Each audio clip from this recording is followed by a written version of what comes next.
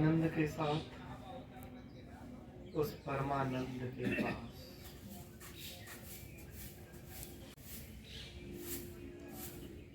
बाहर से भी शांत और अंदर से भी शांत। पूर्ण शांति, पूर्ण आनंद। संसार के सारे कार्य का कुछ पल के लिए त्याग कर दो। अपने को प्रभु की शरण में समर्पित कर दो।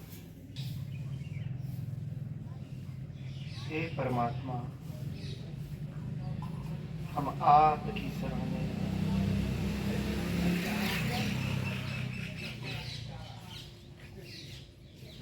चाहे डुबा दो, चाहे तैरा दो,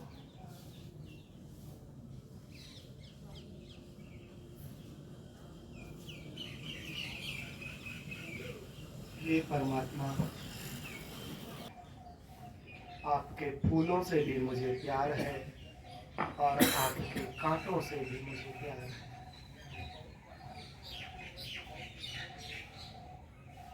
आप जो दोगे उसे हंस के उठा लूंगा। हे परमात्मा, ये मुझे पता है आप परम पिता हो। आप कभी मेरा अहित नहीं करोगे, कभी मेरा अमंगल नहीं करोगे।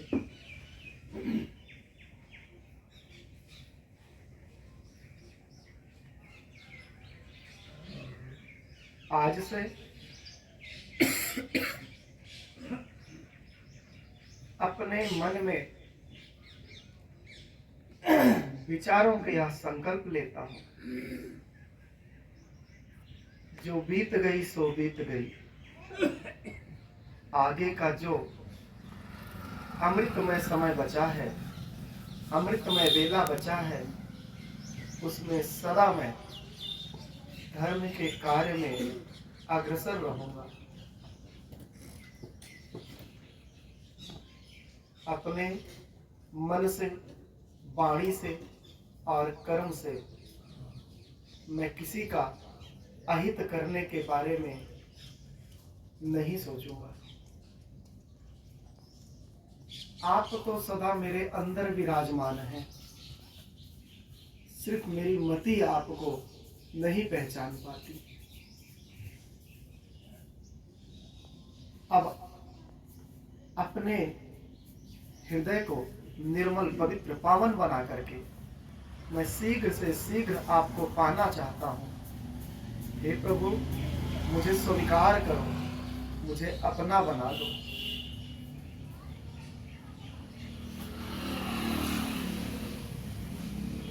दुनिया का बनकर देख लिया, भगवान का बनकर देख जरा।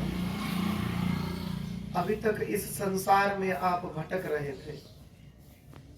इस संसार में सारे सुख दुख में लिप्त पड़े थे। जिसको आप सुख समझते हो वो बड़ा दुख है।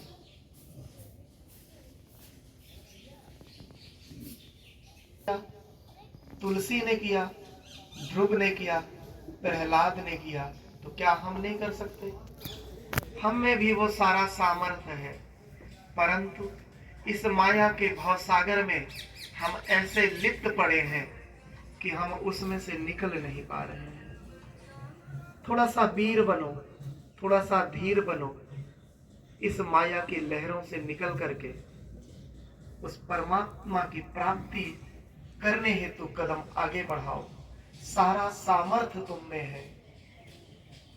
सागर जैसी गहराई है, धरती जैसी धैर्यता है और आसमान जैसी विशालता आप में है।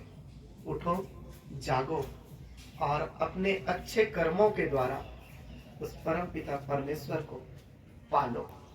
यही सही समय है, यही समय अच्छा है, यही घड़ी आपकी अच्छी है। लोग कहते हैं समय, तो समय जो ये घड़ी बताती है तो उस घड़ी में फूल नहीं लगे हैं, उस घड़ी में कांटे लगे हैं। हम घड़ी को कहते हैं, अरे भैया वो वाला कांटा कितने पर पहुंचा, वो वाला कांटा कितने पर पहुंचा। कोई कहता है घड़ी में फूल कितने पर पहुंचा। घड़ी में कांटे लगे हैं, और वो कांटे हमेशा यही प्रदर्शित करते हैं कि आप अपने आप को तपाओ, अपने आप को बनाओ। जो संकल्प आपने ले लिया, उस संकल्प से किसी भी कीमत पर पीछे ना हटो, धैर्य बना कर रखो। ऐसा अगर भगवान बुद्ध किए होते तो वह आज बुद्ध की श्रेणी में नहीं होते।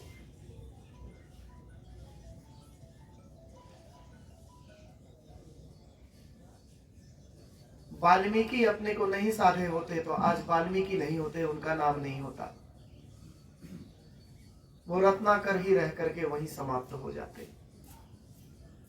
जितने उच्च कोटि के संत हैं, सबकी जिंदगी, सबकी जीवनी बड़ी उथल पुथल थी, लेकिन उन्होंने इस संसार के भवसागर में अपने जीवन की जो नैया है, उस नैया पर उन्होंने पतवार जो है संभाल कर चलाई, आज उनका नाम है। इसलिए आप भी सदा सुंदर मन से, पवित्र विचार से, निस्वार्थ भाव से कोई कार्य करोगे तो आपको वो अनंत गुना लाभ देगा। इसलिए कहा गया है कि आप सिर्फ भला करो, भला का उल्टा लाभ होता है। तो आप भला करना, एक काम सीख लो, सिर्फ भला करना है, लाभ तो आपका होता ही रहेगा। आप उस परमात्मा को सिर्फ याद करो, आपका काम है याद करना। याद का उल्टा दया होता है। आप याद करते रहो तो प्रभु तो स्वयं आप दयालु हैं, वो दया करेंगे ही। लेकिन आप उनको याद ही ना करो, फिर वो दया कैसे करेंगे। चलो आ जाओ, धीरे धीरे हाथों को रगड़ लेना।